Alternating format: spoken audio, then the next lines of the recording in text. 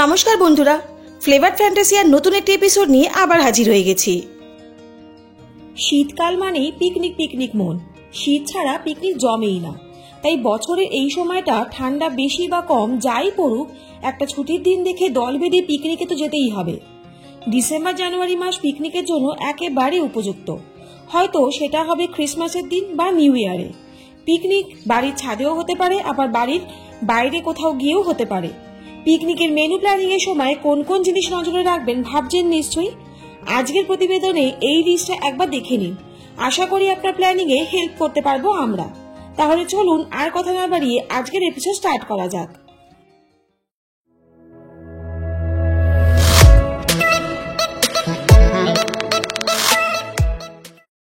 যদি বাড়িতে পিকনিক হয় তাহলে প্রথমেই অতিথিদের তালিকা বানিয়ে ফেলুন।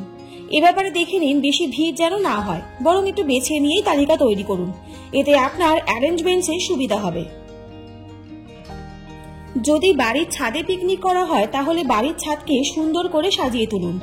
এক্ষেত্রে ফুল গাছের টব ব্যবহার করতে পারেন। ছাদের একটি অংশে শামিয়ানা টানিয়ে নিন। সেই শামিয়ানার নিচেই চলুক আড্ডা। ইচ্ছে করলে একপাশে একটা গদি পেতে কিছু বালিশ রেখে সুন্দর আড্ডার জায়গা তৈরি করতে পারেন।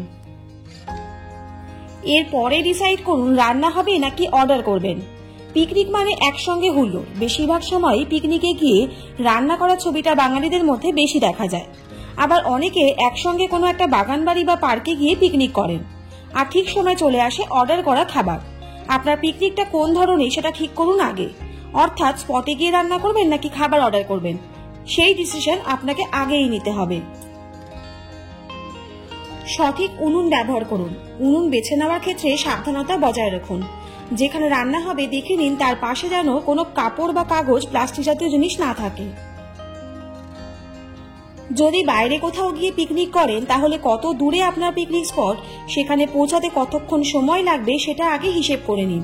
কারণ যদি তাড়াতাড়ি পৌঁছে যান তাহলে স্পটে গিয়েই জলখাবার খাওয়া হবে, আর না হলে খেয়ে নিতে হবে যাওয়ার পথেই।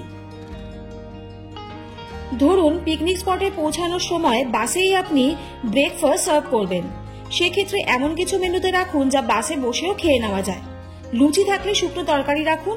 আর এই শীতকালে জয়নগরের মোয়া রাখা কিন্তু মাস্ট। গান বাজনা ব্যবস্থা রাখুন অবশ্যই, তবে দেখে নিন প্রতিবেশীরা যেন অসুবিধা বোধ না করেন। প্রয়োজনে প্রতিবেশীদের কাছ থেকে অনুমতি নিয়ে নিন।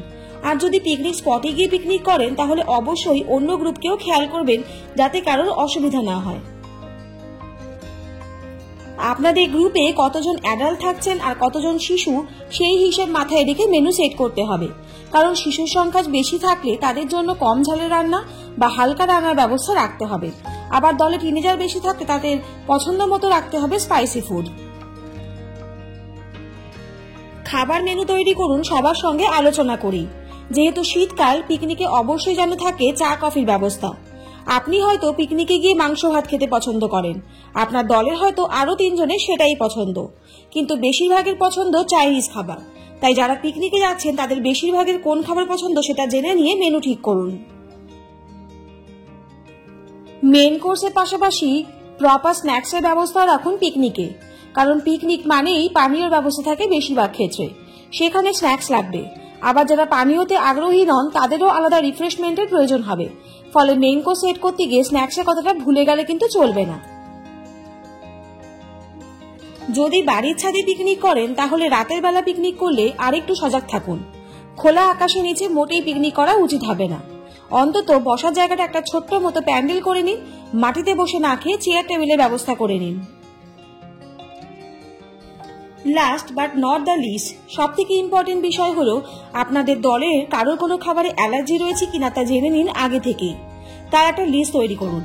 মেনুতে যাতে সেই ধরনের খাবার না থাকে সেটা খেয়াল রাখা অত্যন্ত জরুরি। আজকের প্রতিবেদনের মাধ্যমে আমরা জানলাম পিকনিকের মেনু প্ল্যানিং এর সময় কোন কোন জিনিস নজরে রাখবেন। তাহলে আজকের এপিসোডটা আপনাদের কেমন লাগলো অবশ্যই কিন্তু কমেন্ট করে জানাবেন। আর যদি ভালো লাগে তাহলে চ্যানেলটা please like, share and subscribe করতে ভুলবেন না। আর পাশে থাকা বেল আইকনটা অবশ্যই প্রেস করে দেবেন যাতে এরকম ইনফরমেটিভ ভিডিও আপনাদের কাছে সবার প্রথম চলে যায়।